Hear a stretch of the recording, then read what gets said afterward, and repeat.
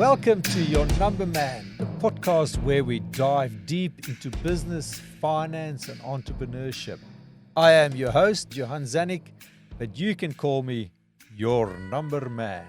Over the years, I've worn many hats in the business world, from marketing ace to financial expert. And now I'm here to share my expertise with you. Each week, we'll explore strategies, insights, and stories to help you navigate the complexities of running a successful business. Whether you're a seasoned entrepreneur or just starting, this podcast is your go-to resource for all things business and finance. So grab a drink, settle in, and let's unlock the secrets to building and thriving business together. This is Your Number Man, where we help you achieve a bigger life in business. Hi everybody, we are now on our last episode. Don't worry, you're not going to get rid of me that easy. I'll be back in a couple of weeks with a brand new season. We're going to change a little bit, but this is episode number 12, so it's the last one for series 1. It's been a great journey with Jenna sitting in her studio. You listened to her interview with me a couple of weeks ago. She's back in the studio, and we are now going to wrap up this first season. We're going to talk about all the big stuff that we've learned and refer back to some of the episodes that you might want to go back and re-listen to and give you an idea where we're going with season number 2. So, Jenna, welcome back. Thank you for having me. It's good to be back. Yeah. Can't get rid of me now. I can't get rid of you. You're in for a long haul, yeah. Yes. Well, we're on to the season wrap-up. I can't believe the first season is done. That went so quickly. Done and dusted. Yeah. Well, not dusted. We've got a champers on the ice after we're going to wrap it up, and we'll have a toast to everybody out there that's been supporting us as well. Yeah, exactly. Thanks to everyone who's listened to season 1 so far. And there's lots of exciting things to come in season 2. Oh, yes. This episode, again, I will be interviewing you. So putting you back on the hot seat. Oh, all right. Yeah. You ready for it? I'm ready. Sitting here like a poisoned dwarf behind a microphone, but I'm ready for your questions. Fire away. Yeah. All righty. Well, what would you say the most rewarding part of hosting season 1 of Your Number Man podcast? Okay. Can I be selfish with this answer as well? Oh, Jenna, it's been so much fun, really. I mean, there's been a lot of hard work, and sometimes, put a bit of the hard word in for me and say, Johan, come on, I'm waiting for that content. Come on, send it through. So been a lot of mud, sweat, and tears, as I'd like to say. It's been great. Basically, I would say it's one of those bucket lists that I've ticked, but I'm not going to go down soon. I think I'm going to stay a bit longer, and I find it rewarding. It's that old cliche. While I'm teaching, I'm learning a lot. And as I learn, I become a better teacher. So learning while I teach and teaching while I learn. So it's a win-win, really. It's a win-win for me, and for my clients, for my listeners out there as well. Okay. And what were this season's standout moments and key takeaways for you? Well, it sounds a little bit simple, but I just came to the realization again that accounting is not quantum physics. And the way that I've worked through some of my contents, it's so basic. It's really basics. I reckon if you can count to 20 without taking your socks off, then you can do accounting. You can do your numbers that's necessary to run your business quite successfully. I don't want to teach anybody out there to be an accountant, but numbers are the language of business. And if you're in business, you have to understand numbers. You don't have to do everything yourself. There are a lot of resources out there. You can speak to people like me. You can speak to your personal accountant. You can speak to business consultants. A shout out to the Polaris Group, helping clients right through South Australia, which people can go to Polaris Group and say, hey, I'm struggling with my numbers. Can you put me in touch with somebody? And they can call up one of their specialists. I am on the panel as one of their specialists. You are not alone in your business. So the takeaways is you don't have to do everything yourself. There are great people around there as well. And I think we just had great guests on the show. We had Rob with his wisdom, his years and years of business experience, started a few businesses. Some were successful, some weren't as successful. We had Scott, Dr. Z, talking to us about your mindset. And my great mate Dave, who started the donut business, his determination, and beautiful, colorful Kerry Cleopatra talked about the nuances of success and how clarity and the energy in your business brings back that flow. So, great takeaways, great journey, great guests. There's so much more to come, Well, let's dive into those episodes. So recently you had the inspiring conversation with Kerry, and that was all about soul-driven success. Yes. What were some of the most impactful insights that you gained from Kerry's unique approach of blending energy and organics into business? Oh, yes. Yeah, no, it's very, Kerry is quite unique when it comes to that. And everybody is unique. She's got a very specific niche market as well. And I think that's great. That's what we as small business owners should really try for. What I loved about my interview with Kerry is she talked about a masculine and a feminine. Clarity is power, people. You got to have clarity. And she explained how our clarity is also seen as flow. It creates energy. And if clarity is not there, if there's a lack of clarity, it's a weight. It's a weight on your business if you don't know how your cash flow will look in 2 or 3 months' time. It's a weight on your business if you're not sure about your numbers. It's a weight on your business if you don't do your budgets and you don't have a clear understanding of what contributes to my bottom line in my business. So what I really loved about our interview, and also the way that she would say, you define success in your terms. We talked about profit. She struggled with the word profit because she always thought about it as a dirty word, but she understood having that profit as part of your criteria in a business is essential. But you have to go out and define success on your terms. It's not always about numbers. It's about everything else that it brings to you. But in order to be sustainable, we have to bring profit into the equation, and a decent profit for that matter. Yeah, I completely agree. Yeah. When I listened to that episode, there was one thing that really stood out to me. It was when Kerry mentioned the difference between, creating a job for yourself and then creating a business. Yes. So what would you say to someone who had the intention of starting a business but actually got stuck in creating a job for themselves? That's an excellent question, Jenna. And I think in Kerry's case it happened, and I see it a lot with other clients as well. And perhaps in Dave's scenario as well, when he started making donuts, you probably start out with a hobby or something really great. It might stick. So with the bit of money that you make doing the markets or on Shopify or whatever the case might be. But you got to ask yourself, is this sustainable? If Dave all of a sudden said, no, sorry guys, my prices weren't right, I didn't really make profit, but now I'm out of business, I can't give you the best donuts in the state anymore, people's going to be pissed off. So it's almost like a situation where you got to think beyond yourself and then think about yourself. You got to be selfish. You got to say, well, I got to make a profit, I got to be sustainable, I got to make this business work.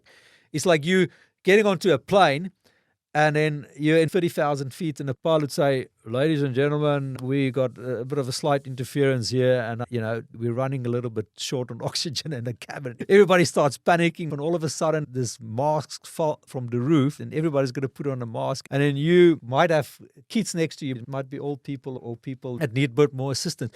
You will have to put that mask on yourself first. You got to put your mask on before you can help anybody else.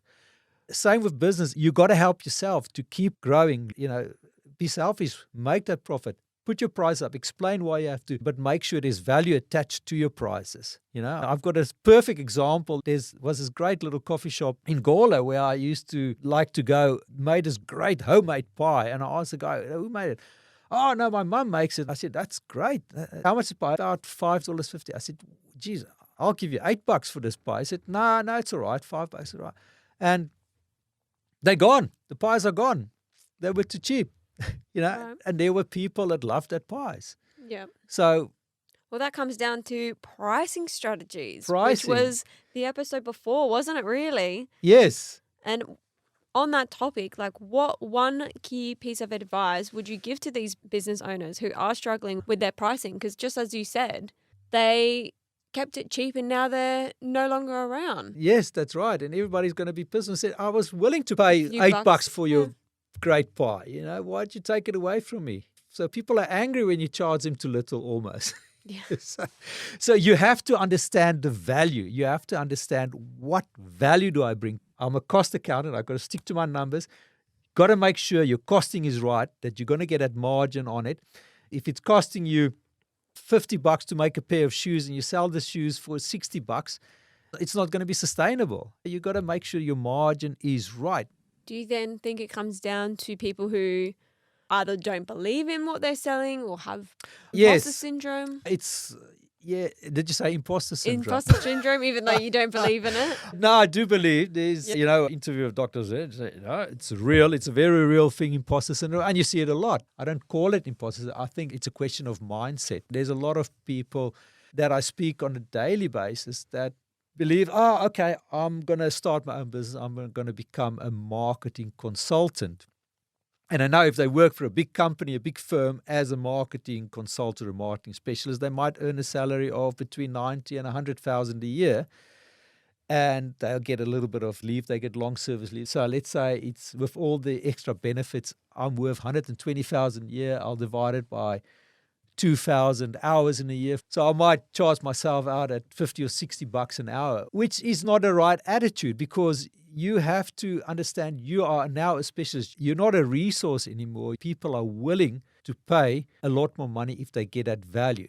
And it comes back to the mindset. A lot of business coaches talk about limited beliefs. What am I worth? Think about all the hours and hours that you spend on uni. Think about all the hours and hours that you perhaps spend on marketing, all the years. That is compounding. And you have to get that return, and people are happy to pay for it. So value your product, value yourself, and make sure you communicate that value as well to your market. Yeah, I think that's some really good advice, Yeah. and I think people need to marinate that. Yeah, I like that word marinate, don't I? Marinate on it. Yeah. Yeah, I love it. Yeah. It's great. Yeah. You also had David Brown on, and he was all about determination and resilience. Yes. What about his journey really inspired you? And what do you think listeners can learn from his approach of overcoming challenges and really pursuing his passion? Yeah, he had some hardships in his life. Growing up was not easy. He lived in his car at some stage, but it just kept on going. Resilience, persistence. He had this idea of making the best donut that anybody ever tasted. That was his passion. He was a little bit like Thomas Edison, who invented a light bulb, which is probably not true. A lot of people say it was Nikola Tesla. My dad will probably turn in his grave because he was a big fan of Thomas Edison. But Thomas Edison said, every time I tried it and I failed, I did not see it as a failure. I just figured out it's one way not to invent a light bulb. And that's the same determination that Dave had. He said he tried at least 200 times getting this perfect donut right. And then every time wrote down exactly what he's done. So then through a process of elimination came exactly the right donut that he's proud of. And it's not a servo donut. You're not going to pay $1.50 for his donut. He's really good with his pricing strategy, but I'm happy to pay, it's an experience. You're happy to pay.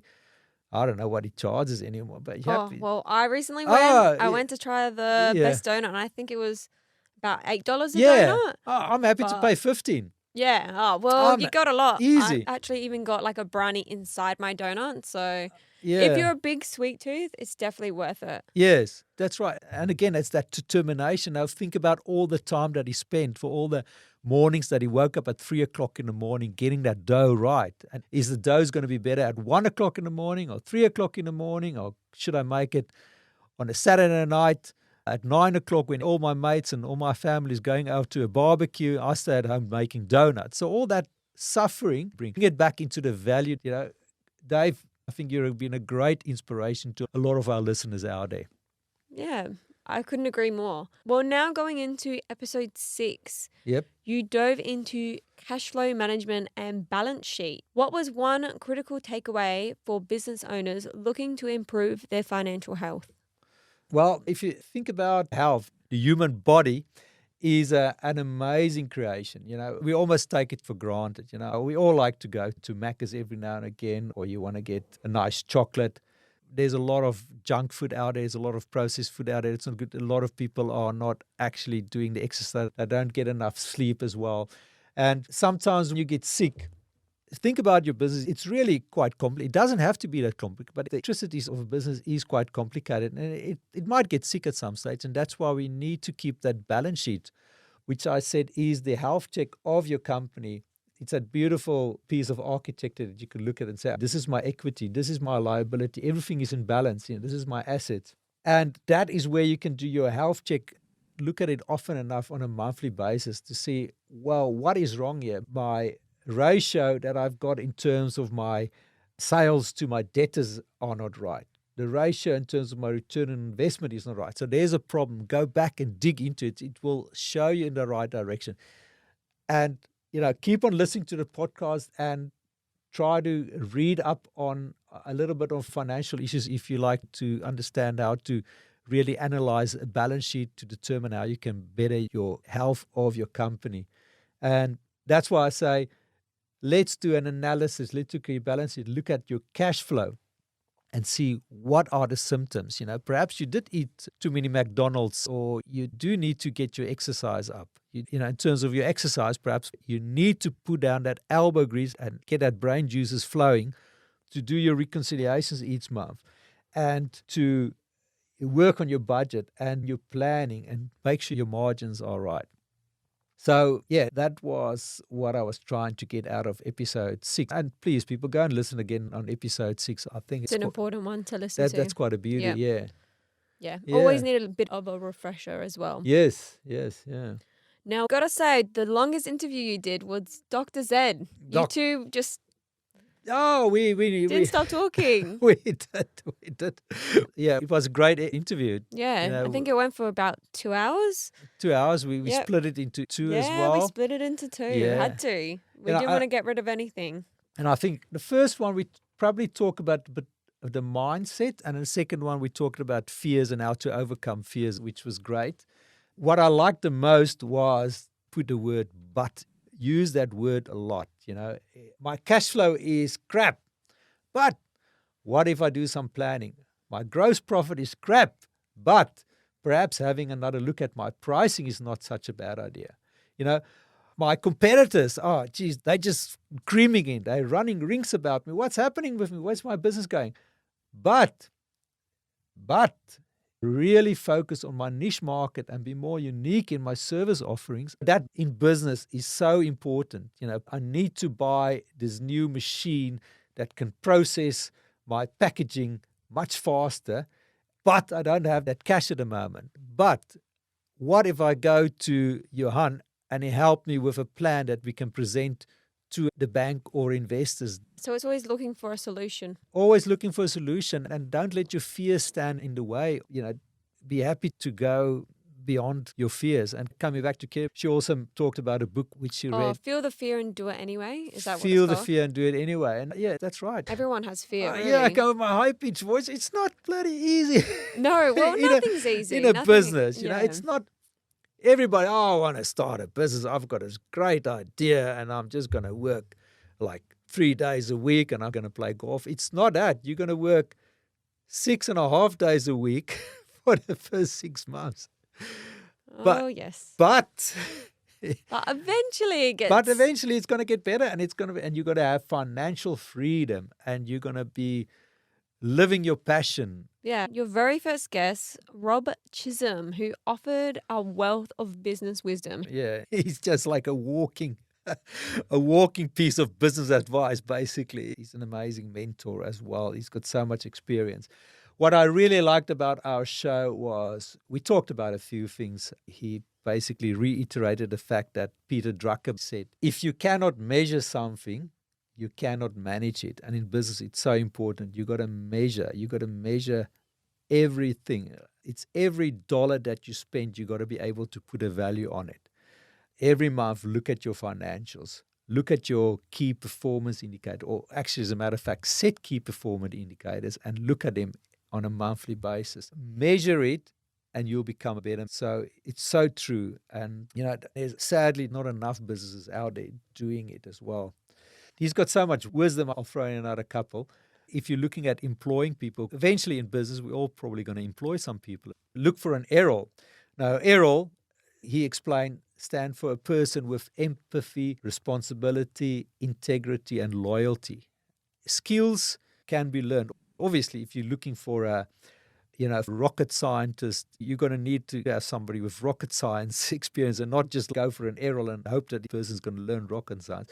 But that's the most important criteria, almost beyond the skills, is look to see if this person is an aerial, a person with empathy, responsibility, integrity, and loyalty. And everybody, please go back to episode 3 for Rob, who gave a pretty good example of that as well. And then he also mentioned understanding a problem is half the problem solved, which is so important. A lot of business people are running around headless chooks. You don't know where your problem is. You don't know, is your cash flow related to your gross profit? Is your cash flow related to your overhead? You have to understand that problem. Once you understand where the problem is, then we start working. It's half the problem solved. Yeah, that was a great takeaway from Rob as well. Yeah. Well, how do you think new entrepreneurs can really apply those lessons that you and Rob spoke about?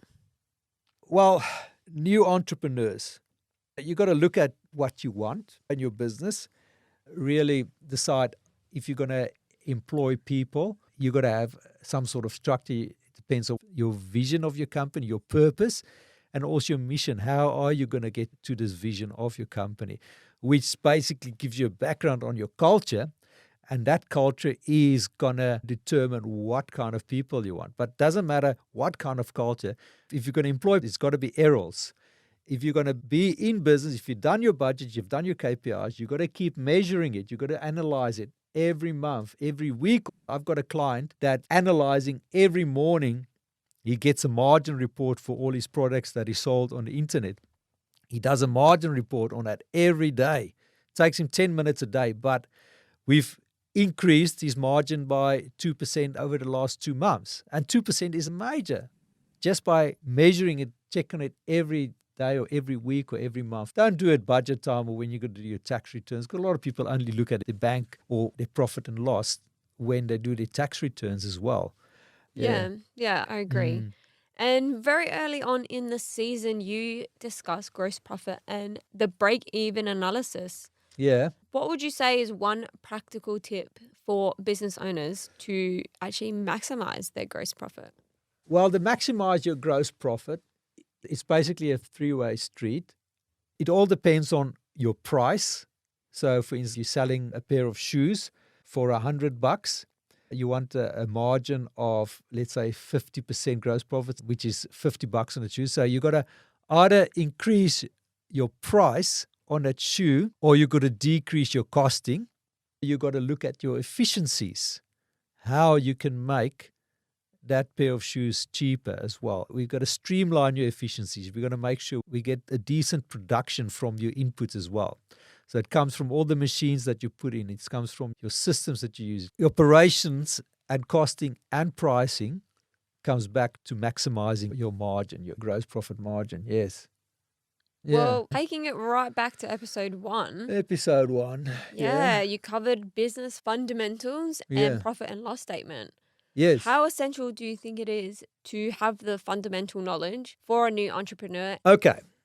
So episode 1, please go back, everybody, and have a bit of a listen to that as well. I wasn't the best podcast at that stage because it was my first one. I think I've grown exponentially in the last few episodes.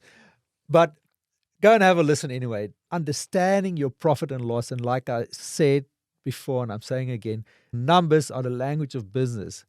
And structured numbers in a statement is very useful, called a profit and loss statement. Well, we call it a profit and loss statement in Australia, where you got 5 real items that you need to know where they are. It's your sales. Then it's your cost of your goods sold.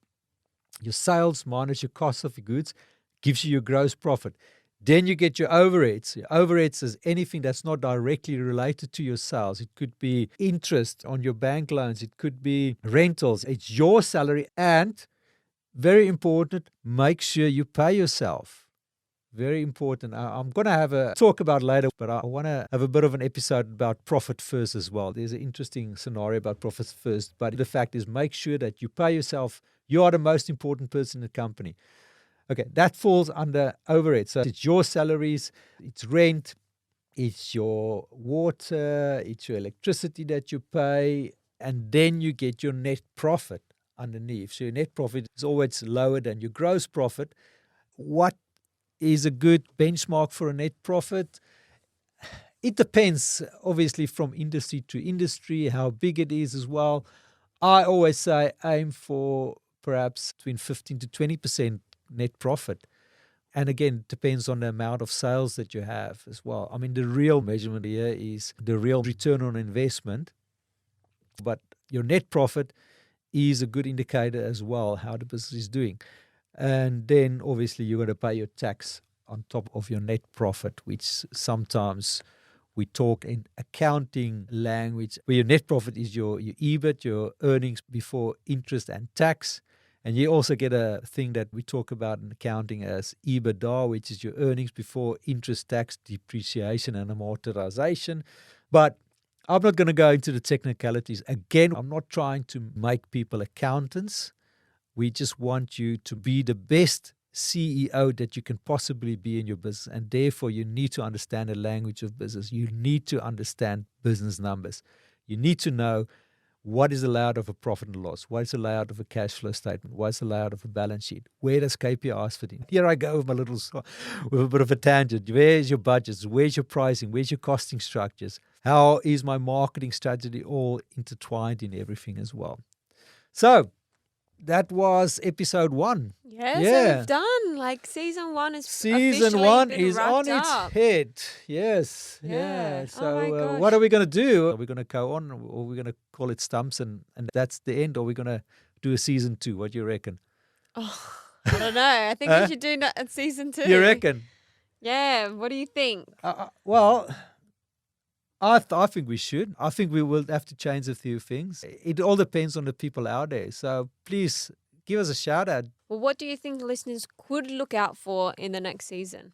Well, I'm definitely going to put my angry voice on again and keep on focusing on your GP.